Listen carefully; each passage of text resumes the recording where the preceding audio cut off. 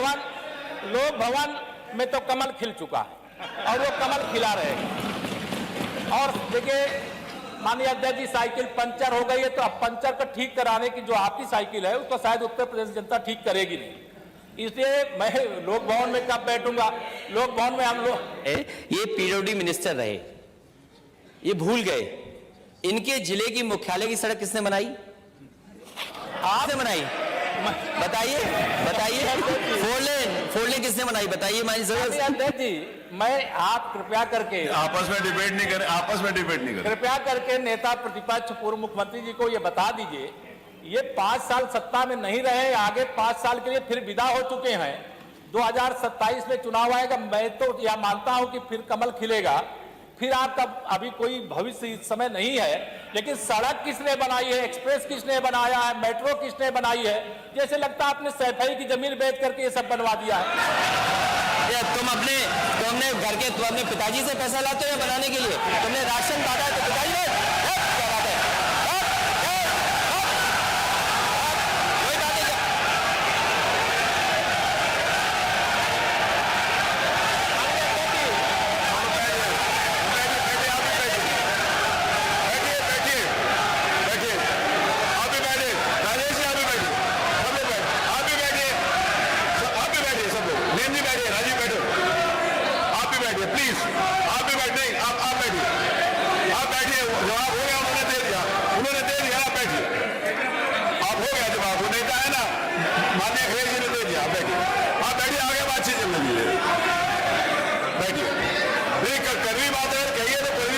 ने दोनों बात आपने भी कड़वी बात कही, उन्होंने सुनी, उन्होंने कड़वी बात की, आप सुनिए। बैठिए मनीष जी, मनीष सिंह जी बैठिए,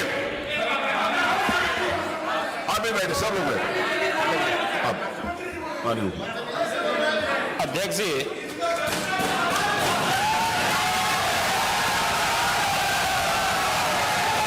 एक घंटे से अधिक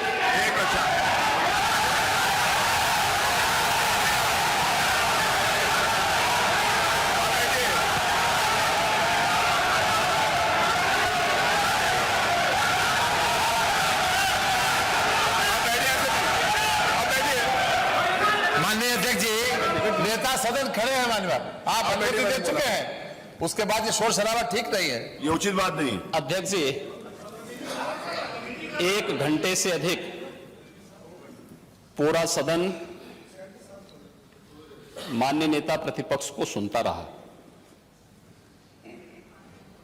बड़ी शालीनता के साथ उन्होंने अपनी बात कही। विपक्ष के नेता का जो दायित्व था, उन्होंने अपने कर्तव्यों का निर्वहन किया, हम लोगों ने सुना। इस सदन में और सरकार के उप मुख्यमंत्री अपनी बात को रख रहे हैं, बीच में रनिंग कमेंट्री का मतलब क्या है? और दूसरा, एक सम्मानित नेता के खिलाफ असभ्य शब्दों का प्रयोग हो, तो शब्द का प्रयोग हो, तो ठीक नहीं है। और मैं बड़ी विनम्रता से कहूंगा नेता प्रतिपक्ष को कि आपको इतना उत्तेजित नहीं होना चाहिए। देखिए, सफाई की बात नहीं कर रहा हूं मैं, सवाल सफाई का नहीं है।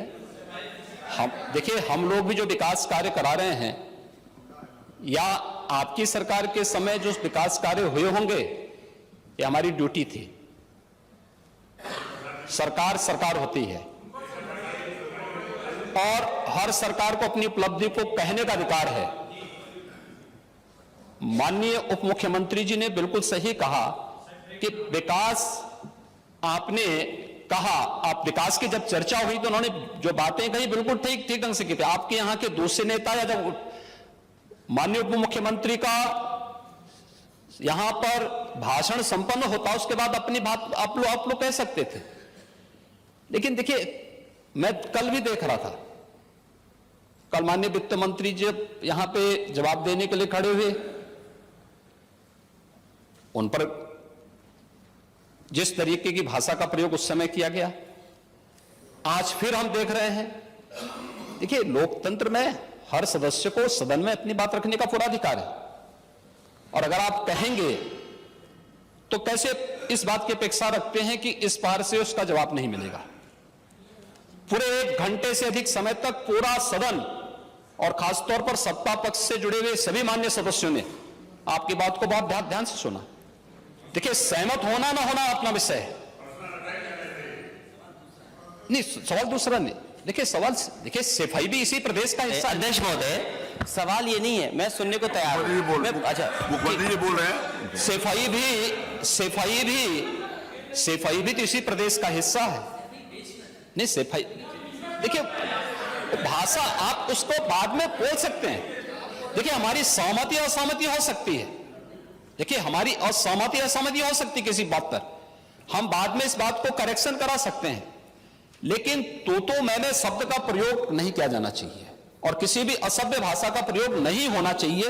और मैं माननीय अध्यक्ष जी से अनुरोध करूंगा कि अगर इस प्रकार की शब्दावली प्रोसीडिंग का हिस्सा बनी है तो कृपया उसको हटवा दें, क्योंकि यह गलत परंपरा होगी और मैसेज का देश के अंदर खराब जाएगा। हमें हमेशा इस बात को ध्यान में रखना होगा, सदन की मर्यादा का ध्यान हर हाल में बनाए रखना होगा। दूसरा, जब एक सदस्य बोल रहा हो तो सदस्य के बीच में, और खासतौर पर उप मुख्यमंत्री बोल रहे हो, तो बीच में रनिंग कमेंट्री करना, बीच में धमकी देना, ये चीजें ठीक नहीं है और मुझे लगता है सदन की मर्यादाएं इससे आहत होती हैं। कोई भी इसको नहीं स्वीकार करेगा और मैं विनम्रता से कहूंगा माननीय नेता प्रतिपक्ष को, उनका सम्मान है, वे सबसे बड़े विपक्षी दल के नेता हैं और मुझे लगता है कि इस मर्यादा की अपेक्षा केवल सत्ता पक्ष से ही न करें, विपक्ष भी उस मर्यादा का पालन करेगा तो दोनों का सम्मान बना रहेगा और यह सम्मान दोनों का बना रहे। देखिए सहमति और सहमति लोकतंत्र की ताकत है, या आवश्यक नहीं, हम ये नहीं कहते हमारी बात से सहमत हूं, या मैं ये भी नहीं कह सकता कि मैं आपकी बात से सहमत हूं। जब मेरी बारी आएगी, मैंने तो पूरे 1 घंटे तक आपकी बात को सुना, मेरी बारी जब मेरे दल की ओर से मेरी बारी लगाई जाएगी, मैं उस दिन अपनी बात को यहां पे रखूंगा। मैंने आपके पूरे भाषण को इसीलिए सुना ही नहीं, प्रोसीडिंग मंगाऊंगा, फिर देखूंगा, उसका पूरा जवाब भी दूंगा यहां सदन पे और मैं उम्मीद करूंगा कि सभी विपक्षी नेतागण उस दिन यहां पर हमारी बात को भी सुनेंगे। लेकिन डाउनलोड करें अमर उजाला ऐप और पाएं खबरें लगातार। अगर आप ये वीडियो YouTube पर देख रहे हैं तो हमारे चैनल को सब्सक्राइब करें और बेल आइकन को दबाना ना भूलें। अगर आप Facebook पर ये वीडियो देख रहे हैं तो हमारे पेज को लाइक करें।